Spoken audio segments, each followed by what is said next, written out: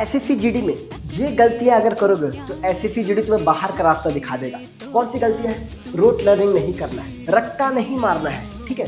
Ignoring static GK को अच्छे पढ़ना है, ठीक है, वरना सिर्फ करंट अफेयर से बहुत ज़्यादा क्वेश्चन नहीं आते। स्टैटिक जीके को बेस रखो, ठीक है। इंडियन हिस्ट्री में आपको डेट, ईयर्स, फ्रीडम स्ट्रगलर जो भी उनके बारे में याद रखना है। ज्योग्राफी में रिवर्स के बारे में याद रखो।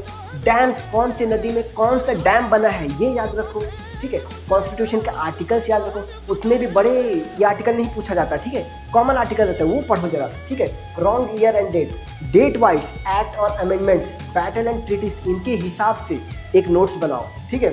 Tips, prepare timeline based notes बनाओ, ये तुम्हारी बेड़ा पार करवा देगा।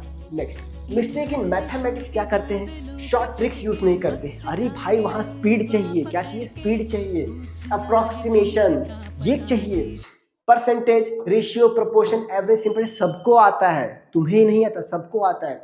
लेकिन क्या चाहिए? Basic but speed based, speed चाहिए। नो चेकिंग ऑप्शन, अरे ऑप्शन चेक करो, ऑप्शन में भी बहुत से क्वेश्चन का सॉल्यूशन छुपा हुआ रहता है। और भी आपको बताता हूँ क्या मिस्टेक है।